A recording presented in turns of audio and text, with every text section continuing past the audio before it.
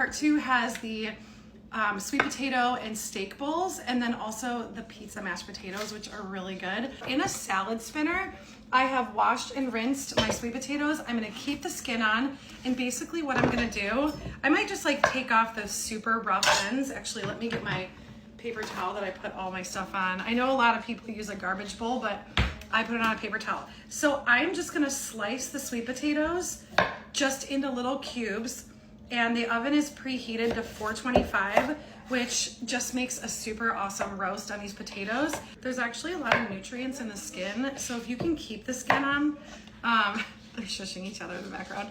If you can keep the skin on, if you're okay with it and you like it, it's actually pretty healthy. If you meal prep these sweet potatoes on a Sunday or at the beginning of the week, you can use them in so many different recipes. I actually like them with eggs in the morning.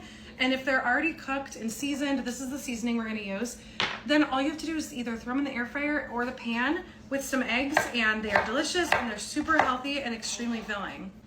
So that bag of sweet potatoes makes a ton of sweet potatoes. And so we're just gonna take olive oil and probably about 2 tablespoons, but get enough olive oil to like really coat it and then give it a good shake. I'm actually just using the bottom of the salad spinner. That's what the salad spinner thing goes in, but it's just so easy to wash your veggies in it. And then you are gonna put a ton of this aglio olio seasoning on it. I am obsessed with this stuff. So it's minced garlic, sea salt flakes, parsley, red bell pepper, red chili pepper, and safflower oil. And you just put a lot on there and then just give it a good shake and then put some more on there. I promise this is a clean pan. It is just very loved. It has been used quite a bit.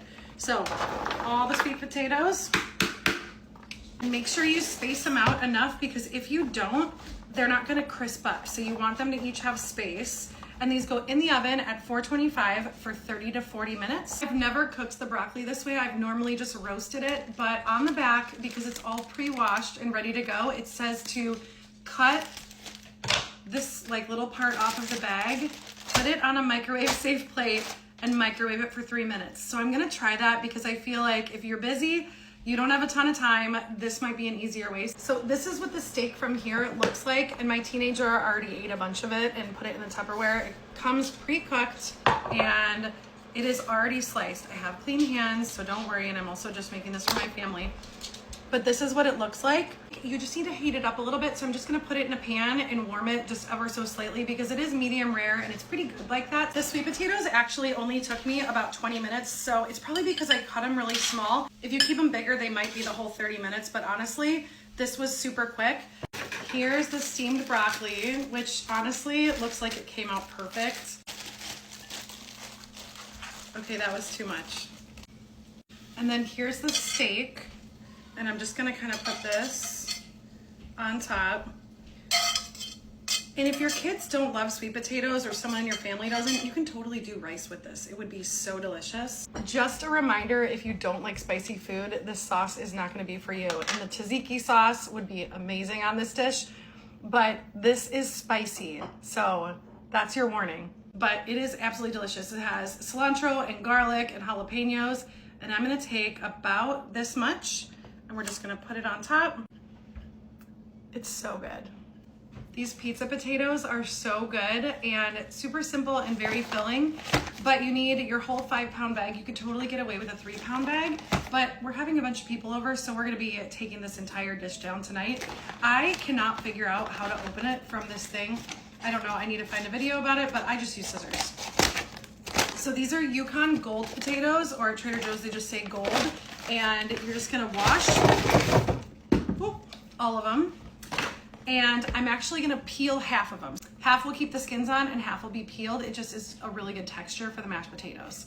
Trash paper towel goes down, and I'm gonna peel half of these. Also, if you ever hear in my videos music in the background, it's usually not because I'm listening to music. It is my teenager who is a musician and is in a band practicing in the music studio in the basement.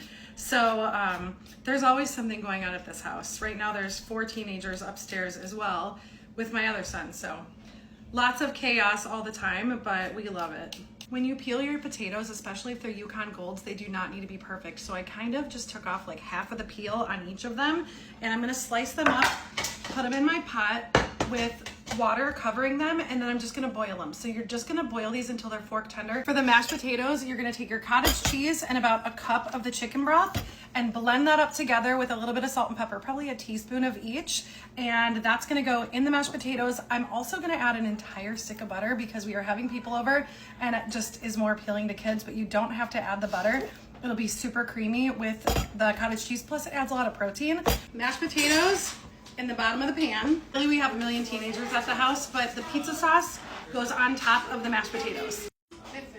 It's just like you're decorating a pizza. You're gonna take the whole thing of mozzarella cheese and put it all on top. And then take your pepperoni and decorate the top of it. Great, so pepperoni's on. We've got mashed potatoes, sauce, mozzarella cheese, pepperoni. It's going back into the oven at 400 degrees for about 20 minutes. And you just want it to be nice and bubbly. And that's it. You're also gonna have a ton of pepperoni left over for another meal.